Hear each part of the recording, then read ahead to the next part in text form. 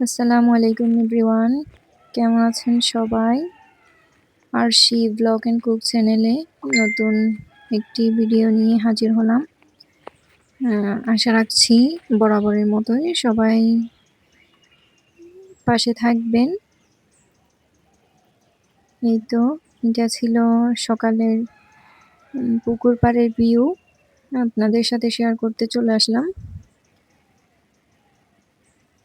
যারা প্রবাস থেকে দেখছেন বা গ্রামের বাইরে থেকে দেখছেন তাদের তো খুবই ভালো লাগবে।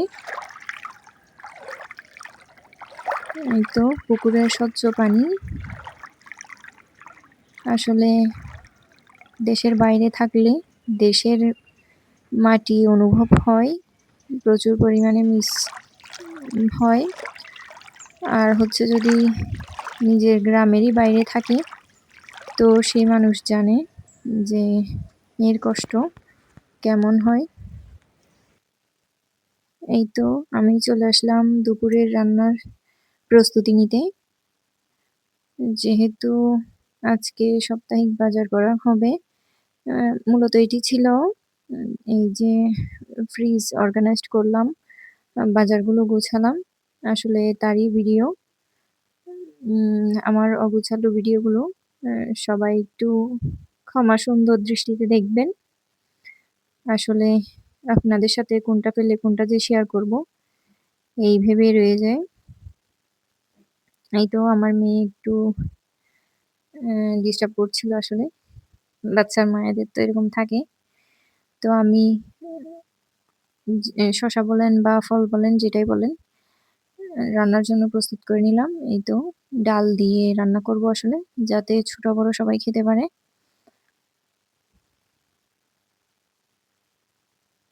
সামান্য একটু হলুদ আর হচ্ছে ধনিয়া গুঁড়া দিয়ে, লবণ দিয়ে আমি একটু কষিয়ে নিব। রসুন দিয়ে বাগার দিয়েছি আরকি।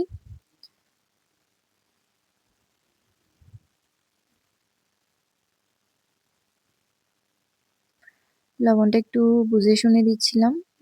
খুব তাড়াতাড়ি করি আসলে রান্নার কাজ করতে গেলে বাচ্চারা সামনে কি করে না করে ওইদিকে খেয়াল থাকে। অবসরে তো আপনাদের সাথে এই ভিডিওগুলো শেয়ার করি। আরো টুকটাক কাজ চলে আলহামদুলিল্লাহ।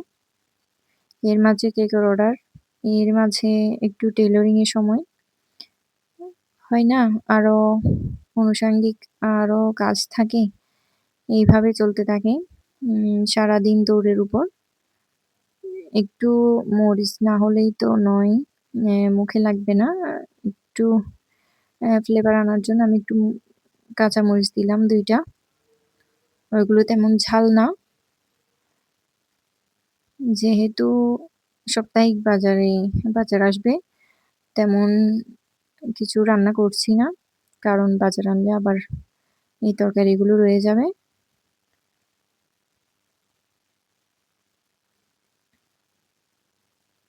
আমি ২ পাশে ২ টাই বসিয়ে দিই, ভাত আর তরকারি যাতে একসাথে হয়ে যায়।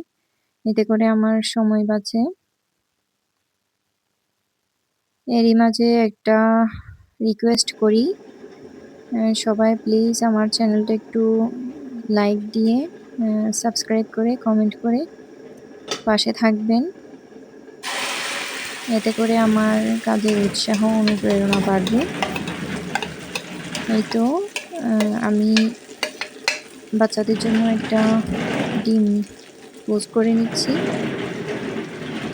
যেহেতু কখন বাজার আনবে বাচ্চাদের জন্য আগে থেকেই খাবার প্রিপারেশন করে নিচ্ছি।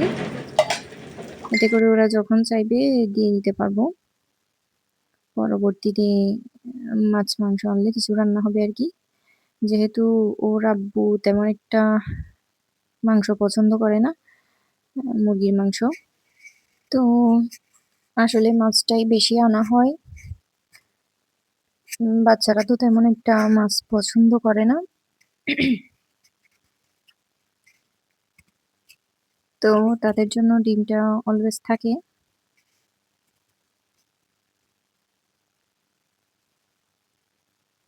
এই তো ফলটা আমি কষিয়ে নিয়েছি। এরপর একটু ঝোল দিলাম যেহেতু ওখানে ডাল আছে। আলহামদুলিল্লাহ এই রেসিপিটা করলে সবাই খুব ভালোভাবেই খায়।